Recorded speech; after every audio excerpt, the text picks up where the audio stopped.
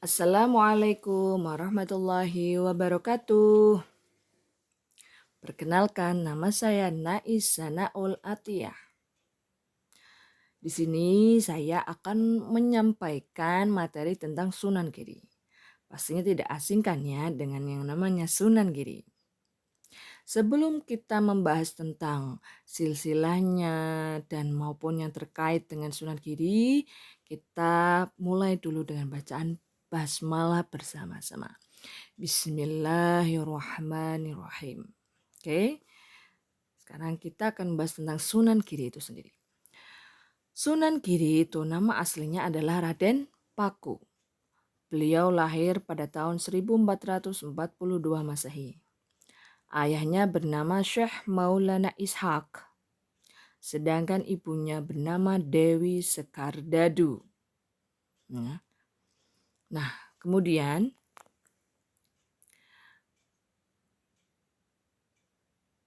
nama istrinya itu adalah Mas Murtosia. Dan Mas Murtosia ini adalah merupakan seorang putri Sunan Ampel. Jadi, Sunan Giri adalah menantu dari Sunan Ampel. Kemudian dari pendirian pesantren Giri Kedaton ini, beliau itu sebelum membangun pesantren tersebut, beliau melakukan munajat selama 40 hari, yaitu melakukan doa atau meminta suatu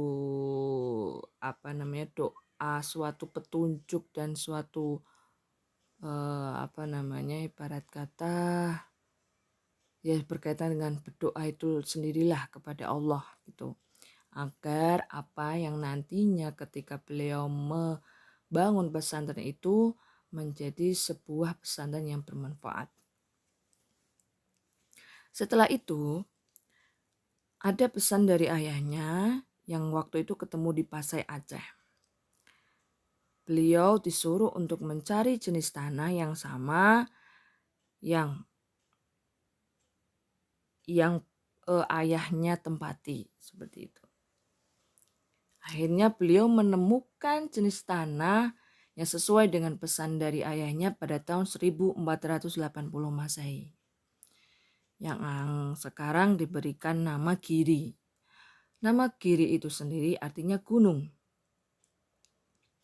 Dengan seiring perkembangannya Islam, Giri Kedaton sekarang sebagai kota dan pusat pemerintahan sekaligus pusat penyebaran Islam.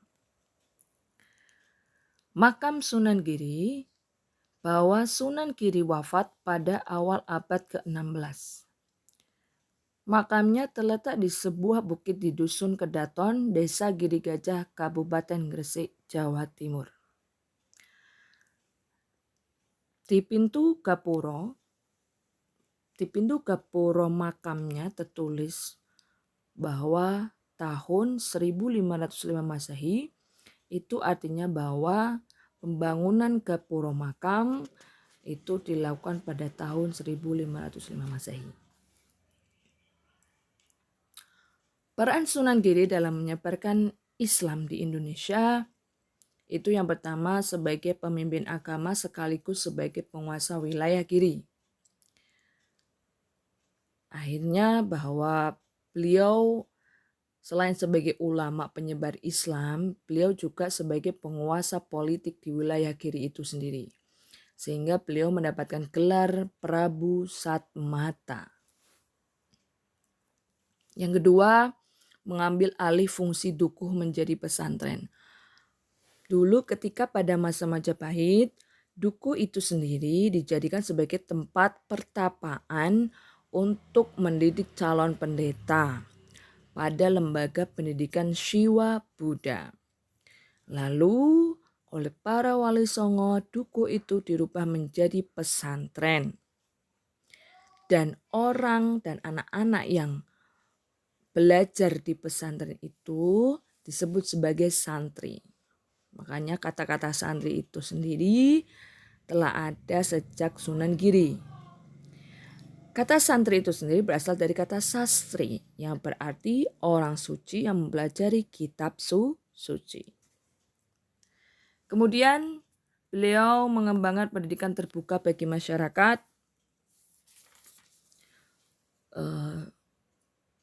Pendidikan terbuka di sini yaitu siapa saja boleh mengembang ilmu di pendidikan yang beliau dirikan ini.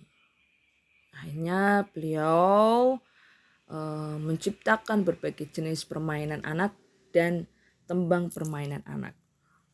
Nah, terus apa saja itu? Nanti kita akan bahas di slide selanjutnya. Yang selanjutnya itu memanfaatkan seni pertunjukan sebagai media dakwah. Bahwa Wali Songo itu dalam menyebarkan agama Islam itu sebagian itu menggunakan seni wayang. Karena dulu itu wayang sudah ada di Nusantara sejak tahun 930 Masehi. Akhirnya dari yang tadinya pertunjukan wayang menunjukkan ritual yang berasal dari cerita Ramayana dan Mahabharata, setelah adanya Wali Songo dirubah menjadi isian tentang agama Islam. Karya dari Sunan Giri tadi, dari hasil membuka pendidikan terbuka itu, beliau membuat permainan anak-anak yang namanya jelungan, jamuran, dan geni gerit.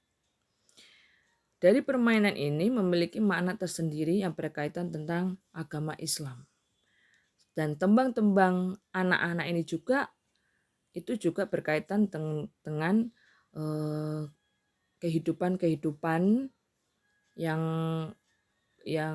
dialami oleh masyarakat yang pastinya bertujuan untuk kembali kepada Allah Subhanahu wa taala. Di antaranya yaitu ada Padang Wulan, Cor, Gula Ganti, dan Cuplak-Cuplak Suweng. Sikap positif dalam pribadi Sunan Giri itu yang pertama adalah santri, cerdas, tekun, ulet dalam menuntut ilmu. Saking cerdasnya beliau mendapatkan gelar Maulana Ainul Yakin.